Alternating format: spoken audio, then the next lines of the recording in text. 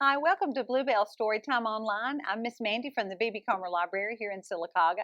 Thank you for joining me for this Valentine story time.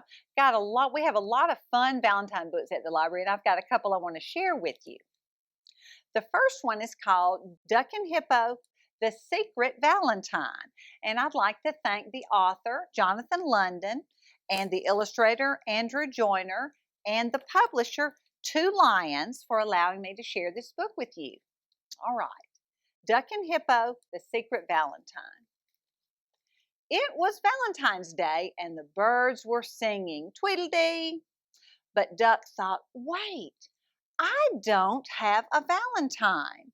Then, Tweedledee, I have an idea. Later that day, while Hippo was busy dusting, knock, knock, knock. Who could it be, wondered Hippo. I know, it must be Duck. At least, I hope it's Duck. But when Hippo opened the door, no one was there. Then he saw a card and picked it up. There was a red rose on it, above a big red heart. Hippo opened the card and read, Happy Valentine's Day.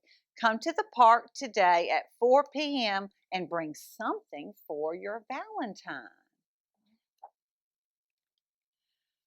But there was no name on the card. Hippo looked all around, hoping to catch a glimpse of his Valentine. Duck, Duck, he called, are you there? But all he saw was a white feather floating down, landing softly on the ground. Meanwhile, Turtle was snoozing beside the pond, dreaming about his Valentine. Suddenly, he heard a tiny splash, sploop. He woke up and almost rolled into the water. Yikes! And there, on a lily pad, was a card with a big red heart on it. The heart reminded him just a little bit of a pizza with a slice out of it. But there was no name on the card. Turtle looked all around, hoping to catch a glimpse of his Valentine. Pig, are you there? But all he saw were some birds. Tweedledee.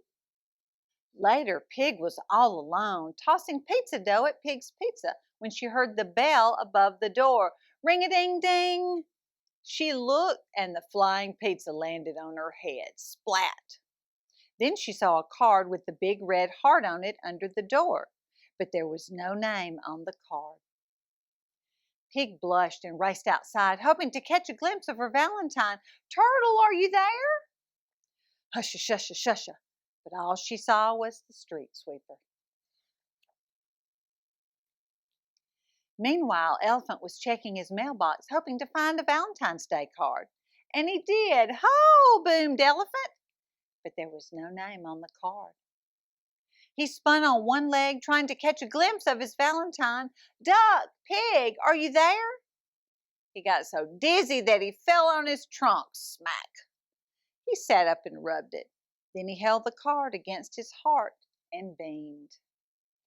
Back at Hippo's house, the clock was ticking. Tick-tock, tick-tock. It was only 1 o'clock. Hippo brushed his teeth. Brush, brusha, brusha.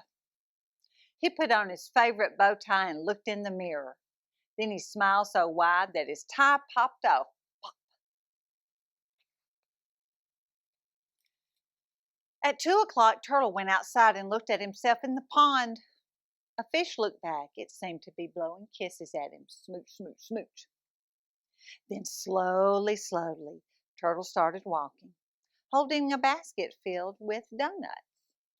At 3, Pig was washing off pizza dough when she realized it was time to go. Scrubba-dubba-dubba. She put on her favorite blue dress and sang, I'm in love, I'm in love, I'm in love. Then she put her favorite pizza in a box and taped a Valentine's Day card to the lid. At 3:30, Elephant wrapped his sore trunk around a batch of flowers and anxiously marched toward the park. At 15 minutes to 4, Hippo rushed toward the park with a box of chocolates and flowers, hoping that Duck would be there. And at 4 o'clock, everybody showed up at the park at the exact same time. But where, oh where, was Duck?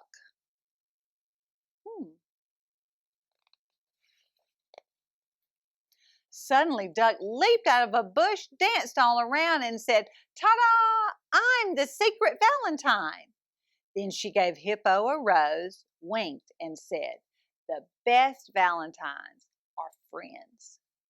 Hooray! Everyone cheered, and they all passed around cards and chocolates and flowers and donuts and Pig's favorite pizza and yelled, "The best Valentines are friends. Happy Valentine's Day." That is so true. The best Valentines are friends. Now I want us to learn to make a heart with our hands, all right? I put my hands together. This is how I start. I curve my fingers right around, and now I've made a heart. Maybe you can try that. Great. Now I want us to sing a song about Valentines. First, it's going to be a teeny tiny Valentine. So I'm going to use a very quiet voice. You ready? I'm a teeny tiny Valentine for you. I'm a teeny tiny Valentine for you. I'm a teeny tiny Valentine. I'll be yours, will you be mine? I'm a teeny tiny Valentine for you. Now medium size. I'm a medium sized Valentine for you. I'm a medium sized Valentine for you. I'm a medium sized Valentine. I'll be yours, will you be mine? I'm a medium sized Valentine for you. Now, a great big one.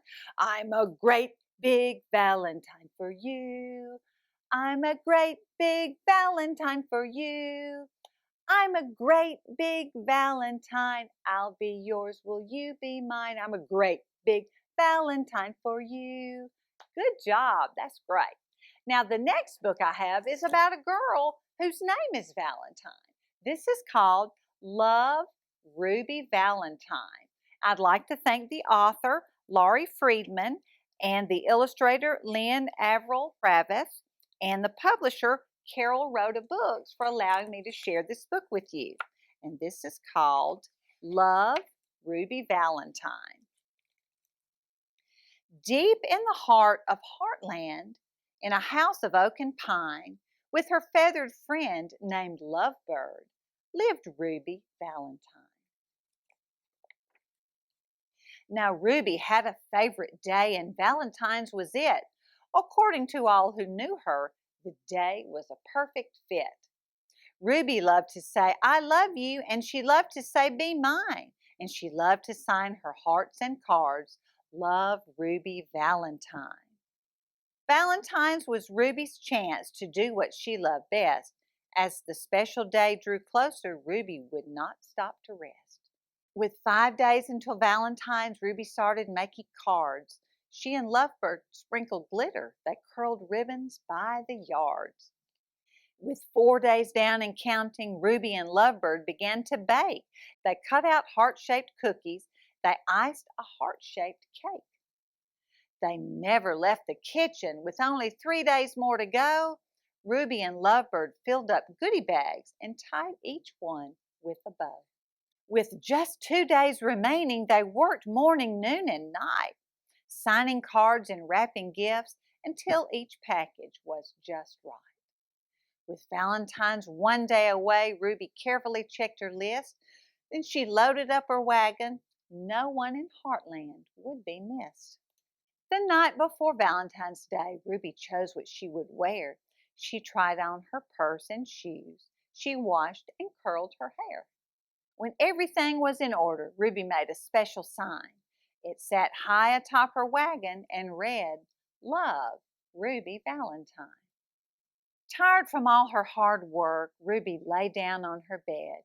She hadn't planned to stay long, just to picture the day ahead. But when she closed her eyes, Lovebird scarcely made a peep. She snuggled up next to Ruby, and they both fell fast asleep. They slept right through the morning and on into afternoon. They slept right past the evening. They never saw the moon. And when they finally awoke, Ruby saw with dread the date. That was when she realized she was very, very late.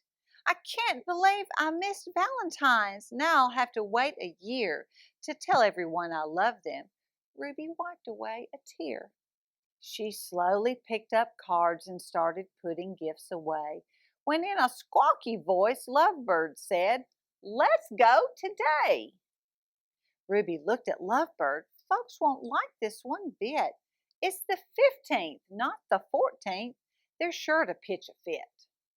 But Lovebird kept on squawking, so Ruby made a choice. "All we can do is try it," she said in a tiny voice. So she straightened up her wagon and tried hard not to frown. With Lovebird on her shoulder, Ruby slowly walked through town. She delivered cards and candy. She passed cookies from a tray. She gave out gifts in goodie bags to all the townspeople that day. Then she summoned up her courage and did what she had to do. "I know I'm late," she cried, "but I'm so sorry too." What happened next surprised her. No one seemed to mind. They just thanked and hugged her for being sweet and kind. "You've made today a celebration, so why should we protest? Hip, hip, hooray for Ruby. We think you're the very best." And that's when Ruby realized that saying "I love you" doesn't have to wait till Valentine's. Any day will do. So now she sends out cards all year that say, "Will you be mine?" And she signs each and every one, "Love, Ruby, Valentine." Thank you so much for joining me, and I hope you have a wonderful, happy Valentine's Day.